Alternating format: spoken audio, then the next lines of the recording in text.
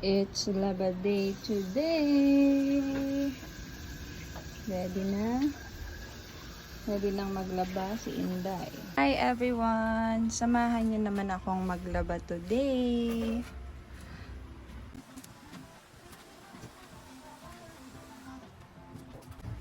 Mga damit mo natin ng KKK. So, sa paglalagay, hindi mo siya pwedeng siksikin na ganyan hanggang sa mapuno siya. Dapat may enough space pa rin para makagalaw ng maayos yung damit at malabhan na maayos. Dito sa gamit ko na Whirlpool LSP 780 GP, ano siya? For 7.8 kilograms. Itong Whirlpool LSP 780 GP nga pala is my 6 sense feature. So, habang naka-turn up siya, ipipress mo lang siya ng 3 to 5 seconds. And sa feature na to, siya yung bahalang magtimbang ng mga damit. Siya yung bahala sa water level. And nakaset na rin siya ng 2 times sa rinse and sa skin din also. Pero hindi yan yung ginagamit ko madalas, para ako pa rin yung nasusunod. So yan, naka 6 cents yan, diba? Pwede pa rin natin siyang baguhin. Press lang natin yung off button and mag start ulit tayo. Yan. Ito na yung power button niya. And ito yung water level. So, yan. Usually, naka level 10 siya. Pero, pag konti naman yung lalabahan nyo, pwede nyo baguhin. Yan. And, itong part na to, ito yung pang lipat niya. Hindi na tayo magsusok. Wash na agad for 10 minutes. And rinse ng 2 times. 2 times of rinse. Ang sabi is, same lang siya sa mga ibang, sa ordinary washing machine, kasi mas marami siyang tubig and matagal din siyang pinapaikot, kaya okay na yung 2 times. And ito yung spin, ito yung dryer niya. Usually for 5 minutes ako nagsiset, pero since mainit ngayon, kahit 3 minutes lang okay na siya. Then click lang natin yung play. So, yan. Habang pinupuno siya, once na-reach na niya yung level ng tubig natin, dun na siya mag-start mag-wash for 10 minutes. Ito nga pala yung ating detergent box. Pwede nyo rin namang i-rekta na sa damit. Pwede rin dito. And sabi nila mas okay daw gumamit ng liquid detergent kasi hindi madaling madumihan yung washing mo. Syempre sa mga powdered detergent, may chalk siya, diba? So, yun daw yung madaling nakakalibag ng washing. So, yan. Concentrated naman yan. So, okay na yung 1 cup. And minsan nag-a-add din ako ng itong Sunrocks Color Safe para lang maka-add ng mas malinis siya. Nga pala yung lagayan ng Fabcon. Yan. So, pwede mo na siyang ilagay. Ganun talaga yung paggamit ng automatic washing machine, diba? Pwede mo na siyang ilagay sa umpisa pa lang, and siya na yung bahalang maglabas nun.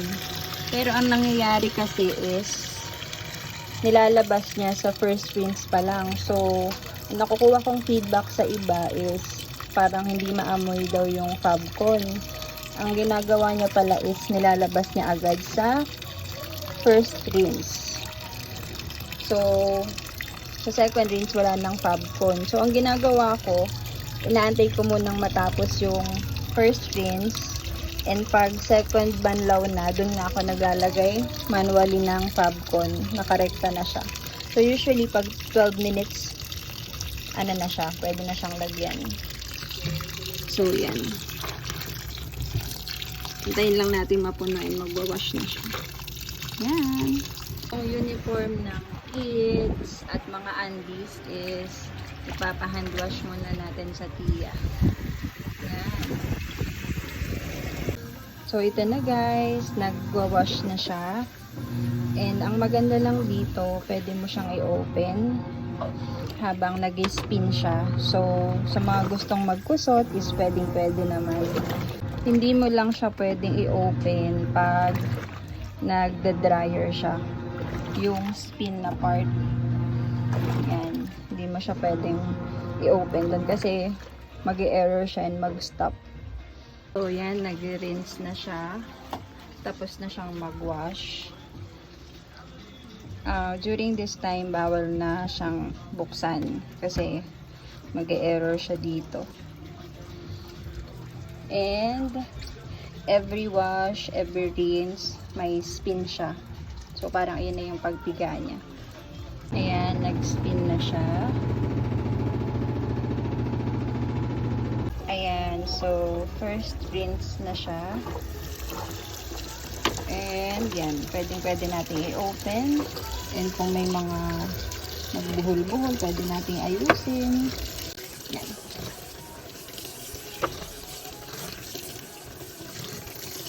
Yan, para maayos siya makaikot. Maayos ko talaga lagi. Ayan. So, second rinse na tayo. Yan na yung final rinse.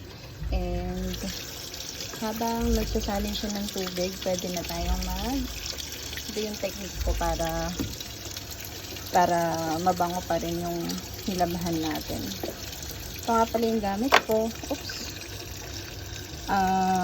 Fabcon ng personal collection. Order na kayo kay Ate Tam. Or pwede rin kayo mag-order sa akin. Mabango to, promise.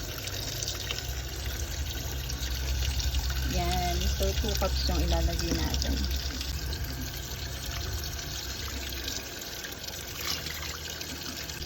Yan. So, 2 cups. Pwede naman kayo magdagdag. Depende sa gusto nyo. Pero okay na yan. So, yan. Tapos na nga pala siyang mag-dryer. For 3 minutes lang siya. And share ko nga lang yung 7 minutes of dryer pala nito is parang katumbas na siya ng 15 minutes sa ordinary dryer or ordinary washing kasi mas mabilis yung spin niya. So yan, may maririnig lang tayong sounds pag tapos na siya and pwede na siyang i-open and isampay. Yan na. Ayan na yung tunog niya. So, pwede na natin siyang isampay. And yan, madali na tong matuyo. Kahit indoor mo lang isampay, mahanginan lang siya is okay na. Tuyo na to maya-maya lang. So, i-add ko nga lang pala kung nag-hand wash kayo, for example, and gusto nyo lang siyang gamitin as dryer, pwede rin siya. I-on lang natin. And dito sa part na to, ito yung panglipat niya. Select lang natin yung spin. And nakaselect na rin dito yung spin automatically. And click mo lang siya. And dito sa 6 cents button yung panglipat niya ng time. So, for example, yan. Ang max nga pala nito is 9 minutes. So, for example, 1 minute lang. Yan, play. Naging 3 siya kasi nagde-drain pa siya. Yan yung bilis niya. And so, okay na okay siya. Kung dryer nyo lang gagamitin, pwede. Or pwede mag-hand wash kayo. Dito nyo banlawan. Malilipat nyo naman anytime dito sa yan, kung rinse and spin or rinse lang or spin lang. And ito pa yung ibang feature niya sa energy saver, parang 20 minutes lang yan. Yan, tapos na. And dito sa delicate, yung mabagal na ikot lang siya. So, mga undies or yung ayaw mo masira na damit, yun yung pwede mong i-select. Pero sobrang bagal nung ikot nun. So, yan na. And ito nga pala is nilagyan ni Dada to ng tape nung unang bili pa lang namin. Kasi yung washing ng ate ko, nandito rin yung pindutan sa harap. Eh, nasira daw yon yung part na yun kasi nga baka nababasa, napapasukan ng tubig dito. Ayan, dito sa loob na yan. Kaya, ang technician kong asawa, iwas basa daw, nilagyan niya ng tape kahit hindi aesthetic. Eh, may silbi naman. Yan. Kaya yung mga gusto bumili ng washing, mas okay yung nandito yung pindutan sa taas. Para iwas basa siya. Siyempre, pag kunyari nagkukusot kayo or manual kayo naglalagay ng tubig, may tendency na nababasa yung part na to. So, yan. Okay na po. Pwede na tayo magsampay. Thank you guys for watching. Bye-bye.